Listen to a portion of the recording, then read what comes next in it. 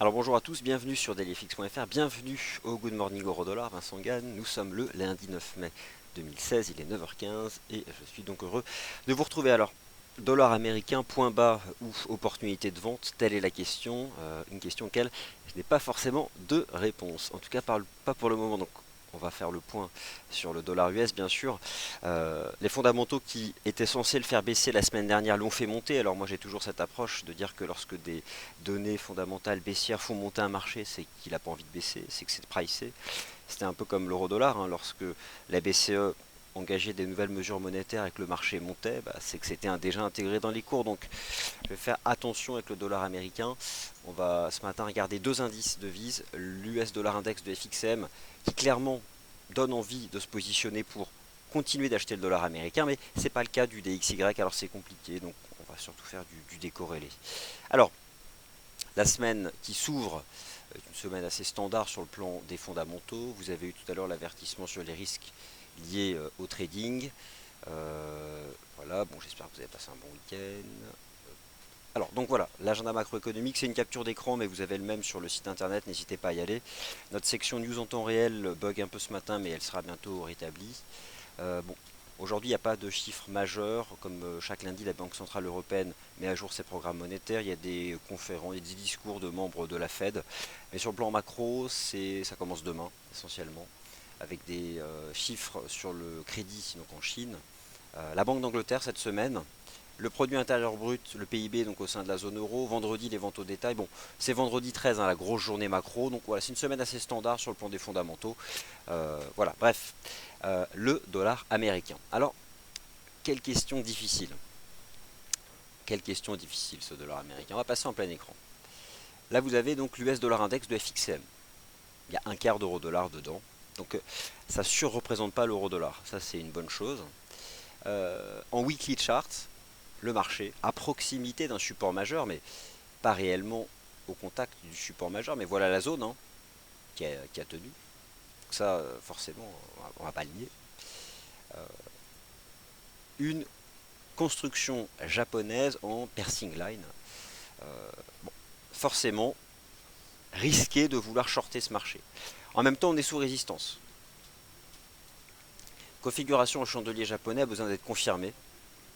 Donc en l'état, la semaine, elle sera majeure, mais bon, si on attend une semaine, si on attend la fin de semaine pour se positionner sur le dollar US, bon bah on fait rien quoi. Donc à un moment ou à un autre, il faut pas forcément se cacher derrière cet adage. Alors je vais essayer de justement pas me cacher. Une chose qui est certaine, je vais pas chercher des stratégies pour vendre le dollar US en début de semaine. Les fondamentaux, la semaine dernière, le rapport NFP aux États-Unis manque le consensus, tout comme l'ADP, tout comme un certain nombre de chiffres macro. Depuis le début de l'année, le dollar américain baisse. Les statistiques ont été décevantes. La croissance économique aux États-Unis est une réalité, mais elle ralentit. Lorsque je regarde en détail le rapport NFP vendredi, les salaires continuent malgré tout de croître aux États-Unis, donc ça c'est une bonne chose. C'est la dimension prix, on va dire, que regarde la Fed. Euh, une hausse des taux par la Réserve fédérale en juin, peu probable. En septembre, ça reste probable. Donc le marché continue de se projeter sur le 21 septembre prochain, pas le 15 juin, pour un scénario de relèvement des taux donc aux États-Unis. Voilà, attendez, je voulais vous montrer quelque chose. Voilà, donc ça c'est le calendrier des réunions de la Fed. Ce sera pas en juin, ça peut être en septembre. Bon, en tout cas, le dollar US a tenu donc un support majeur. Et qu'en est-il du DXY? Alors maintenant, après avoir regardé celui des FXM, on va regarder celui qui est regardé dans les salles de marché.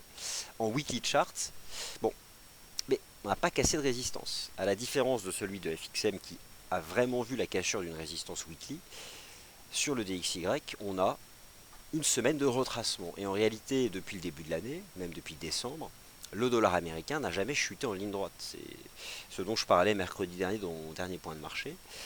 Le dollar US, comme les indices boursiers, fait des gros retracements parce qu'il ne chute pas en ligne droite. Séquence de baisse, un peu retracement, séquence de baisse, un retracement, séquence de baisse, un retracement. Il n'y a pas de divergence en weekly. Il n'y a pas de piercing line sur le DXY en weekly chart. Donc voilà qui est compliqué.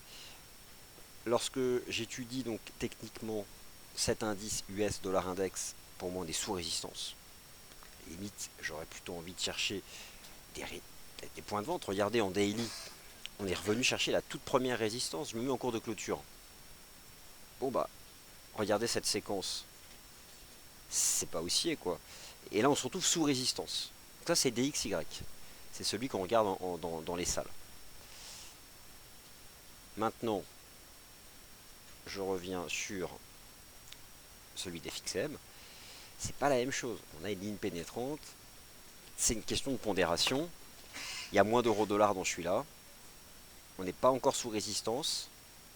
Là, j'ai pas envie de le vendre celui-là. Donc, c'est compliqué. Franchement, c'est compliqué. Donc, l'idée, c'est quand on n'a pas une vision limpide, on va pas s'exposer. Alors, ce que je vous propose maintenant, j'espère que le son marche parce que sinon je parle depuis tout à l'heure dans le vide. Ouais, ça a l'air d'être bon. On va faire le tour d'horizon des paires majeures. Je vous propose mon point de vue. Je regarde à nouveau des stratégies décorrélées. Rappelez-vous, je vous ai proposé l'euro AUD, l'euro GBP la semaine dernière. Ça a bien donné. Je suis content de ces stratégies. Bon, forcément moins content de ce qu'a fait l'euro-dollar. Il faut être aussi là aussi transparent. Alors, revenons-en à l'euro-dollar. Voici la semaine dernière de l'euro-dollar sur le plan de l'analyse technique. Un chandelier comme ça, c'est presque une shooting star. C'est pas haussier, hein, clairement. Je passe en cours de clôture hebdomadaire. Premier support 1,14. On l'a pas cassé. Ok. Mais voilà. Après un tel chandelier, c'est compliqué là aussi de vouloir. Ça me rappelle un peu celui qu'on avait fait en octobre 2015. C'est différent de celui d'août, mais compliqué de vouloir chercher des achats, même si un 14 tient. C'est aussi difficile de vouloir vendre un 14. J'ai envie de dire, ceux qui ont la main sur l'euro-dollar, c'est ceux qui ont eu le bon sens de chercher des stratégies de vente dans le haut du canal. Par exemple, on a un beau canal haussier là. Le haut du canal à 1,16, 1,16,15. Rappelez-vous aussi le point haut en clôture en données journalières. Regardez en données journalières. Ici. Cours de clôture journalier du 24 août, 1,16,15. Donc ceux qui ont eu le bon sens de vendre après le 3 mai avec cette shooting star ont la main. Moi, j'ai pas eu ce bon sens. Clairement, non. Donc on se retrouve sur un 14. Le marché travaille un 14. J'ai pas de conviction forte sur l'euro-dollar, donc je pourrais vous dire quelque chose. Bah, achetons, mettons un stop à 20 points, mais ce serait pas sérieux.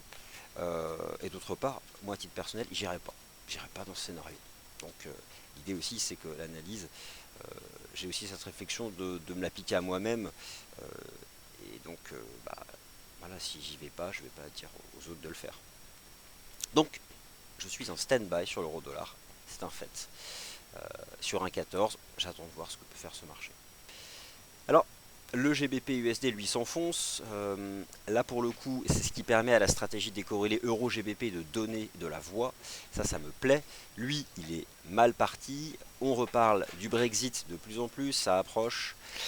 En weekly chart, là pour le coup, en GBP USD, on a une belle couverture en nuage noir.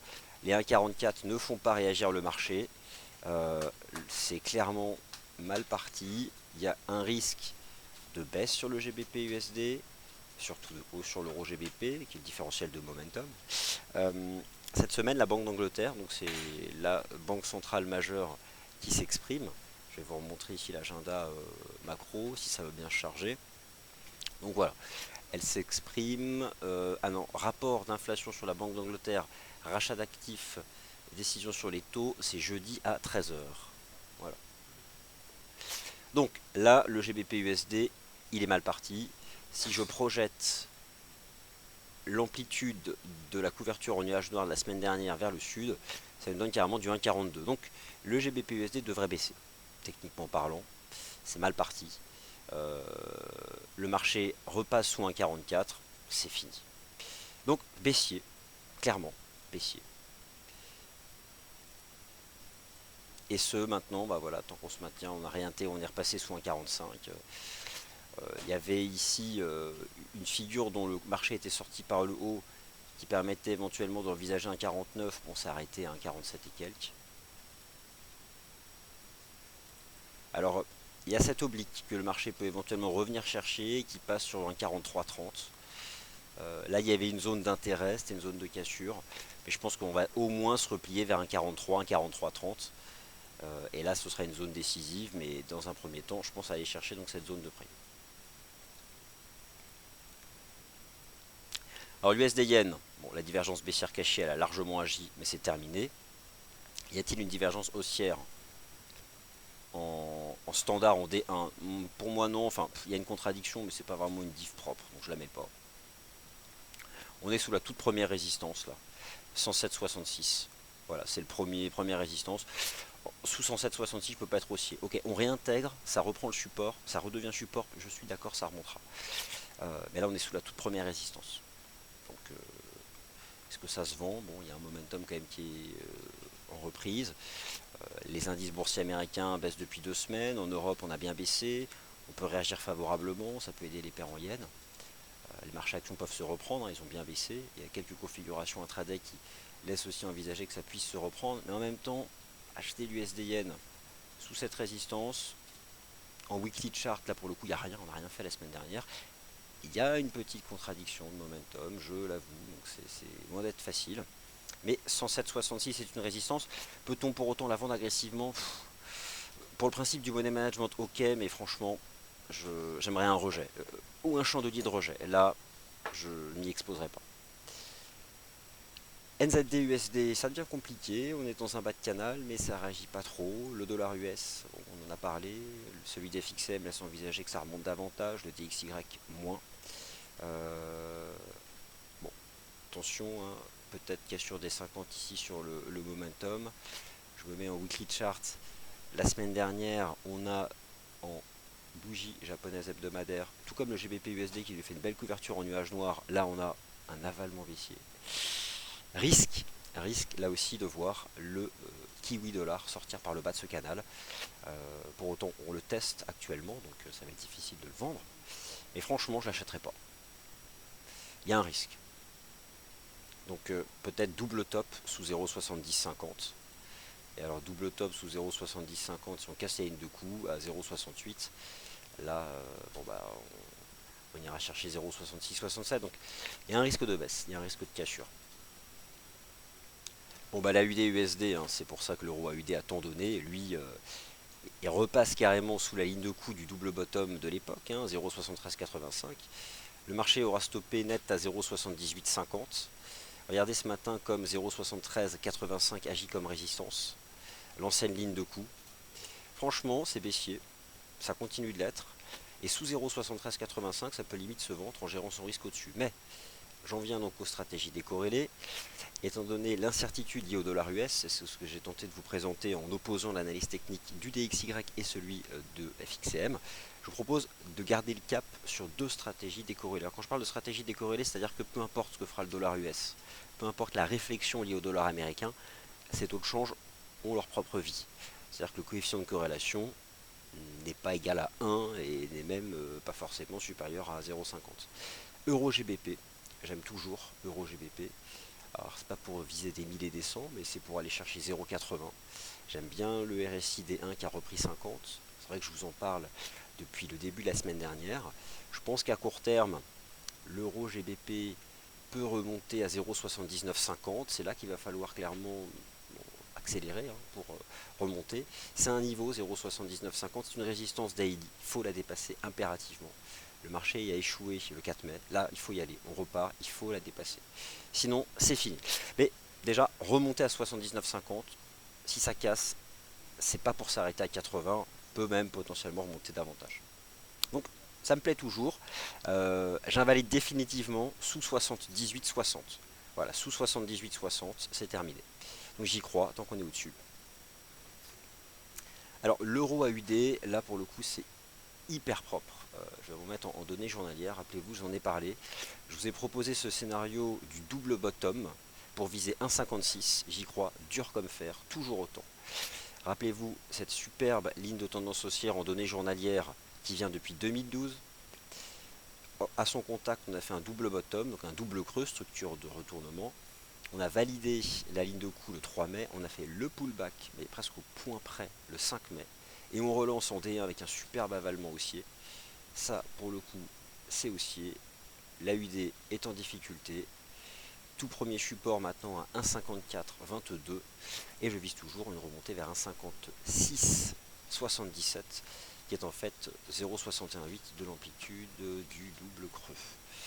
Donc voilà le tout premier support. La ligne de tendance, un canal haussier. Voilà. Pour l'instant, ça m'intéresse toujours autant. Et sur le très court terme, là, j'invalide sous 1,5422. Donc voilà, c'est essentiellement ces deux taux de change, donc l'euro GBP et l'euro AUD qui m'intéressent beaucoup ce matin. Après, j'admets que la UD USD est sous résistance, et que sous 73,85, le marché devrait aller chercher les 0,7256. Alors à la fois la faiblesse de la UD et puis donc ce dollar US qui reprend de l'énergie, après avoir bien baissé depuis la fin du mois de janvier. Mais voilà, je pense que sur les paires en doll, éventuellement cette vente, en gérant son risque au-dessus de 73,85 pour aller chercher 72,56. Mais j'ai une préférence pour celui-ci. Et voilà, donc j'ai proposé mon point de marché. Maintenant je pose vos commentaires. Je me dirige vers vos questions. Je les prends donc dans l'ordre. Alors le GR30, j'en parlerai dans le morning meeting. L'USD Yen, j'en ai déjà parlé. Et Luc me dit que le son est bon et je vois pas d'autres questions. Donc voilà, vous avez écouté sans poser de questions. Ok, bah écoutez, je vous laisse sur ce graphique de l'euro AUD. Le point sur les matières premières commence à 10h15 et je vous retrouve à 11h dans le morning meeting où on parlera largement des indices boursiers. Est-ce que Wall Street peut remettre une jambe haussière après avoir corrigé pendant 2 semaines et à ce moment-là permettre aux indices européens de repartir? Mais je vous donne mon opinion à partir de 11h. Merci et à tout à l'heure.